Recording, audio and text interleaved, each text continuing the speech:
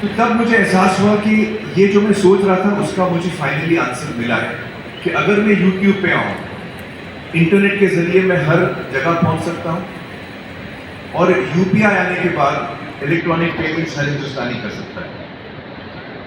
तो फाइनली मुझे उसका जवाब मिला और उसका मैं मॉडल सोच रहा था कि वो मॉडल क्या होना चाहिए। देखिए, डिजिटल तो काफ़ी टाइम से आ गया है और डिजिटल पे काफ़ी एंटरटेनमेंट भी हम देखते हैं।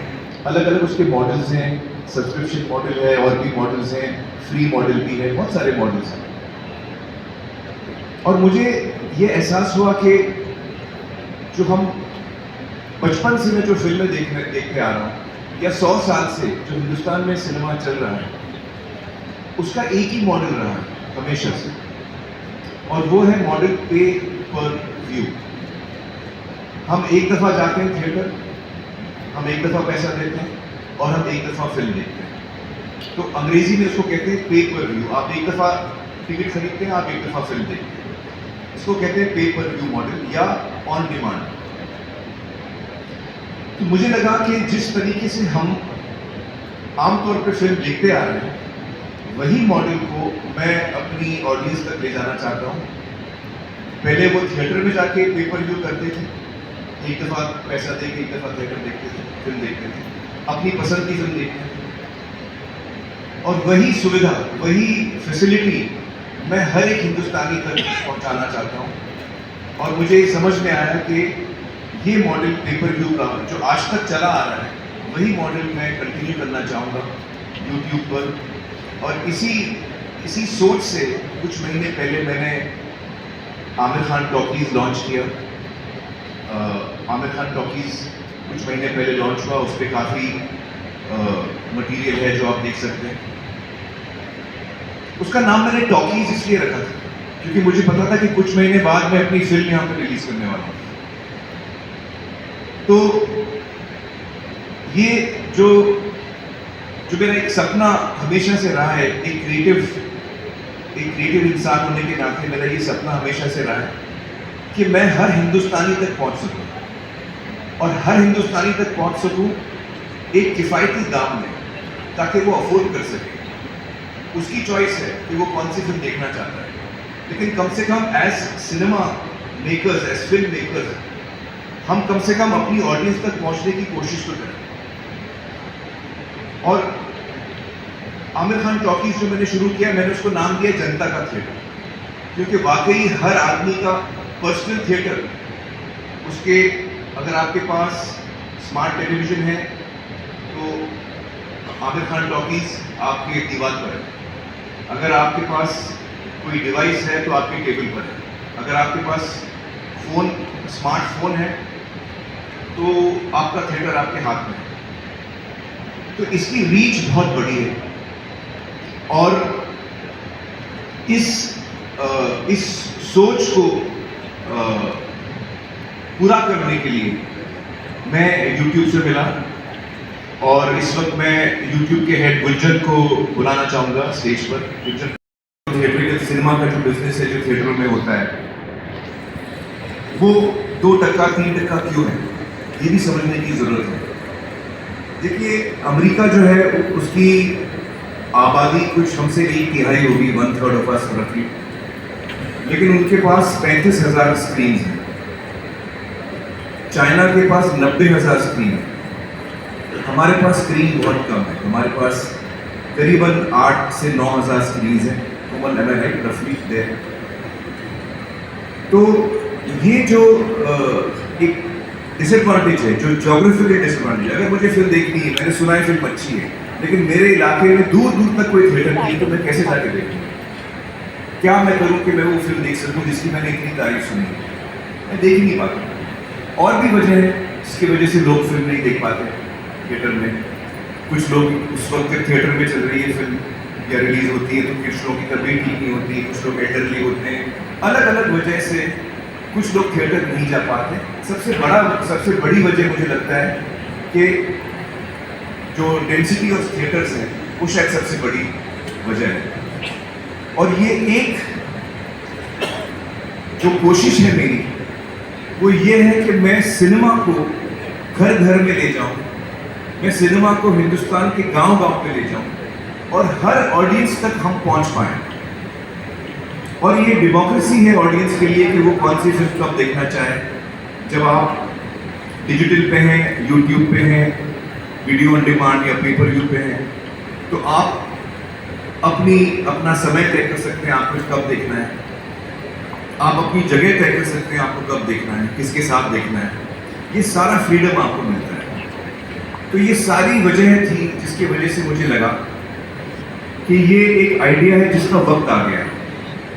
हम लोग पिछले सालों में जब से कोविड आया है हम सुन रहे हैं कि थिएटर के फुटफॉल्स कम हुए हैं, लोगों की आदतें बदल चुकी हैं।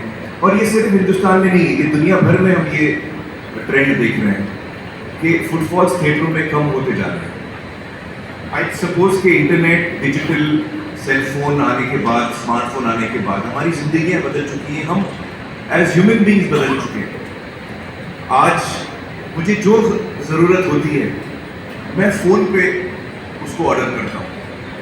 अगर मुझे कुछ खाना खरीदना है तो मैं फ़ोन पे ऑर्डर कर सकता हूँ। कपड़े खरीदने हैं, जूते खरीदने हैं, दवाइयाँ खरीदनी है, ब्लड टेस्ट कराना है, आपको फ्लाइट लेनी है, आपको होटल बुक करना, जो चीज़ आप करना चाहें आज आप सेलफोन पे करते हैं। तो आज के ज़माने में अगर आप डिजिटल प्लेटफॉर्म पे नहीं हैं तो आप बहुत सारे लोगों के लिए इरेलेवेंट बनाने में, लेकिन मेरी ये उम्मीद है कि ये जो कोशिश हमने शुरू की है उससे नए दरवाजे खुलेंगे। मुझे लगता है कि बहुत सारे यंग फिल्म मेकर्स हैं जो फिल्में बनाना चाहते हैं, फिल्में बना भी लेते हैं। हिंदुस्तान में सबसे ज़्यादा फिल्में बनती हैं साल में, लेकिन सारी फिल्में रिलीज़ नहीं होती। शायद उसकी आधी की फिल्में रिलीज़ नहीं होती। वो मतलब मैं राइट, आधी से कम फिल्में एक्चुअली थिएटर में उनको जगह मिलती है क्योंकि वो इतने थिएटर्स भी नहीं है। बहुत सारे वजह हैं उसके लिए।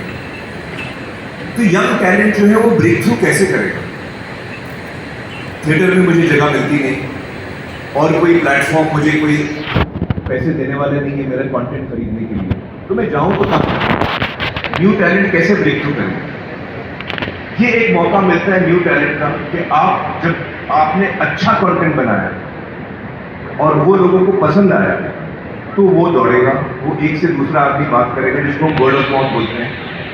तो ये एक नई अपॉर्चुनिटी है यंग टैलेंट के लिए। मुझे लगता है कि ये अपॉर्चुनिटी है जो टैलेंट ऑलरेडी मौजूद है। अक्सर हमको कभी कभी लगता है कि यार हमको जो कहना है हम कह नहीं पाए, मार्केट फोर्सेस हैं, कभी कभी और भी वजह हैं जिसकी वजह से हम जो कहना चाहते हैं हम वो पूरी तरह कह नहीं पाते। हमको अक्सर और लोग बताते हैं कि भाई आप ये कंटेंट बनाओ, ऐसा बनाओ, आप बनाना। तो एक क्रिएटिव इंसान की जो एक उसका जो इमोशन होता है कि उसको क्या बनाना है, चाहूँ मैं बना सकता हूँ। I am the person who will decide what I want to make, and I decide even what is the economics of it. उसकी इकोनॉमिक्स भी क्या है वो भी मैं तय करूँ। तो ये सारी चीज़ें जो है मुझे लगता है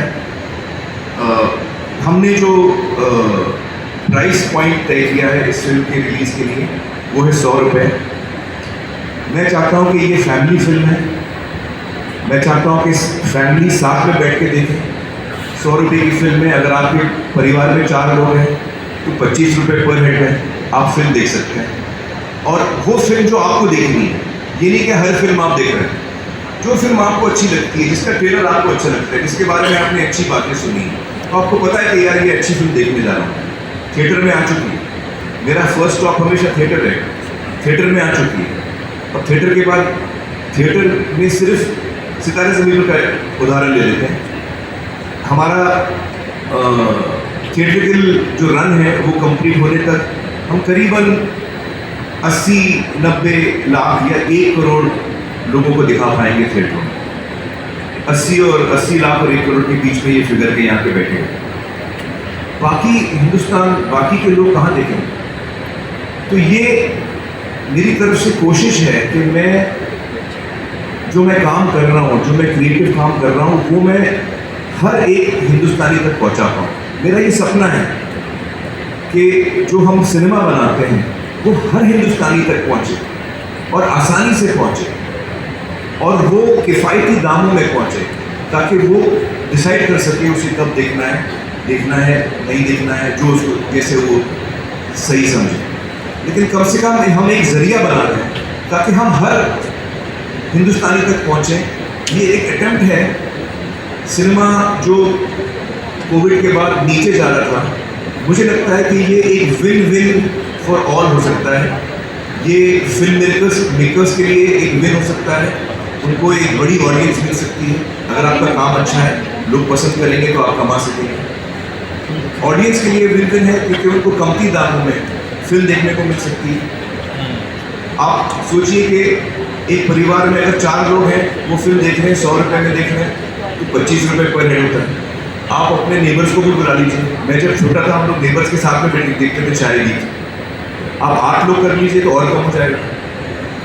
आप पूरे गांव को दिखा लीजिए, 100 लोगों को दिखाइए 100 रुपये में, तो 1 रुपये पर हेड पड़ता है। तो ये आपके ऊपर है, आप इसका किस तरह इस्तेमाल करें। लेकिन हमारी कोशिश ये है कि हम हर हिंदुस्तान के कोने कोने तक पहुंचने की कोशिश करें और हर आदमी इसका लाभ उठा पाए। तो ये एक बहुत ही बड़ा कदम है। आप लोग में से बहुत जर्नलिस्ट लोग, मुझे आप लोगों ने पूछा कि मैंने OTT राइट्स या जो S वर्ड सब्सक्रिप्शन राइट्स मैंने अपने फिल्म के नहीं बेचे, और उसकी वजह ये थी उस वक्त मैं आप लोगों को साफ शायद बोल नहीं पाया, लेकिन उसकी वजह ये थी कि मुझे वो मॉडल ठीक नहीं लग रहा, वो मॉडल मुझे कभी समझ में नहीं आया, और इसीलिए मैंने ये नया मॉडल सोचा है। मुझे उम्मीद है कि आप लोगों को ये मॉडल पसंद आएगा। मुझे उम्मीद है कि देश के हर नागरिक को ये मॉडल पसंद आएगा, और एक बार फिर सिनेमा जो है वो जिस बुलंदी पे लहराता था वो एक बार फिर लहराएगा, ये मेरी उम्मीद है।